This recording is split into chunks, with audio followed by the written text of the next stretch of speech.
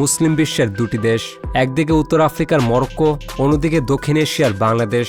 মরক্কোর প্রতিরক্ষা বাজেট বাংলাদেশের প্রায় 5 গুণ। আবার বাংলাদেশ বিশ্ব সামরিক র্যাঙ্কিংয়ে অনেকটা এগিয়ে।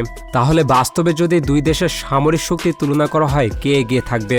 আজ কোনো আবেগ নয়, বাস্তব তথ্য আর বিশ্লেষণ দিয়ে পুরো বিষয়টা বোঝার চেষ্টা করব। প্রথমে আসি বিশ্ব র্যাঙ্কিংয়ে। সর্বশেষ গ্লোবাল ফায়ার পাওয়ার অনুযায়ী বাংলাদেশ রয়েছে 37 নম্বরে আর মরক্কো 56 নম্বরে। প্রথম দেখায় অনেকে অবাক হতে পারেন, কারণ মরক্কো যদি সামরিক খাতে বেশি খরচ করে থাকে তাহলে বাংলাদেশ এত ওপরে কেন? কারণ শুধু অস্ত্রের সংখ্যা নয়, জনবল, ভৌগোলিক অবস্থান, লজিস্টিক, শিল্প, নৌসক্ষমতা সবকিছু মিলেই এই র্যাঙ্ক তৈরি হয়। এবার আসি এমন একটি জায়গায় যেখানে মরক্কো সত্যি শক্তিশালী। মরক্কোর বার্ষিক প্রতিরক্ষা বাজেট প্রায় $16 বিলিয়ন, বাংলাদেশের বাজেট প্রায় $3.5 বিলিয়ন।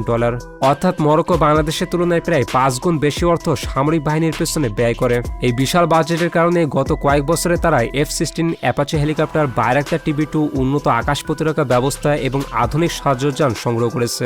অন্যদিকে বাংলাদেশ তুলনামূলক কম বাজেট নিয়েও ধীরে ধীরে বাহিনীকে আধুনিক করছে। অর্থাৎ একজনের শক্তি অর্থ আর অন্যজনের শক্তি পরিকল্পিত উন্নয়ন। এবার আসি সৈন্য সংখ্যায়। মরক্কোর সক্রিয় সেনা প্রায় 4 লাখ আর বাংলাদেশে প্রায় 2 লাখ। তাই সেনা সংখ্যার হিসেবে মরক্কো স্পষ্টভাবে এগিয়ে। শুধু তাই নয়, তাদের প্রায় 2.5 লাখ রিজার্ভ সেনাও রয়েছে। তবে বাংলাদেশকেও ছোট করে দেখার কোনো সুযোগ নেই, কারণ সীমান্ত নিরাপত্তা ও অভ্যন্তরীণ নিরাপত্তার জন্য বাংলাদেশে রয়েছে বিশাল প্যারামিলিটারি বাহিনী, যার সংখ্যা প্রায় 68 লাখ। যুদ্ধে শুধু সেনাবাহিনী থাকলেই হবে না, বড় সংকটে দ্রুত জনবল সংগঠনের সক্ষমতাও গুরুত্বপূর্ণ। সেই জায়গায় বাংলাদেশের নিজস্ব একটি শক্তিশালী ভিত্তি রয়েছে। যদি শুধুই ভারী অস্ত্রের কথা বলা হয় তাহলে মরক্কোকে মোটেও হালকাভাবে নেওয়া যাবে না। তাদের কাছে রয়েছে 1346টি ট্যাঙ্ক আর বাংলাদেশে রয়েছে 320টি।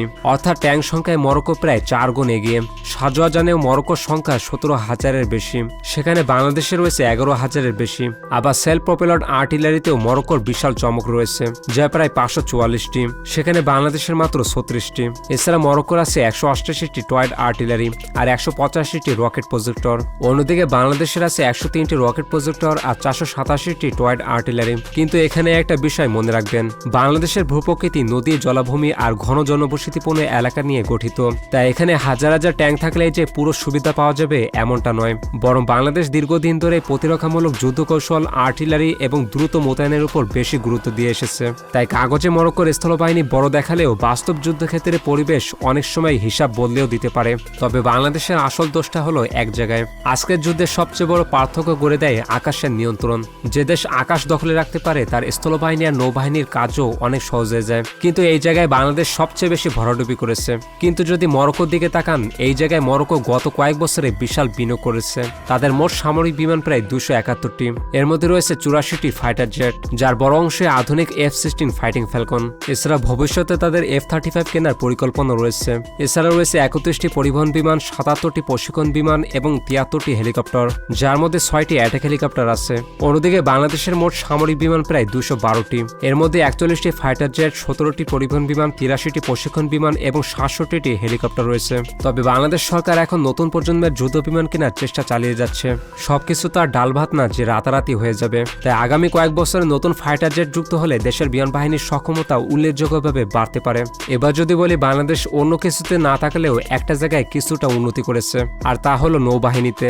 বর্তমান যুদ্ধে সমুদ্র আজ কৌশলগতভাবে সমান গুরুত্বপূর্ণ, আর এখানে বাংলাদেশ চমক দেখায়। তবে শুরুতে মরক্কোর কথা বললে, তাদের মোট যুদ্ধজাহাজ প্রায় 100টি। তাদের রয়েছে 6টি ফ্রিগেট, 1টি করবেট এবং 84টি পেট্রোল ভেসেলস।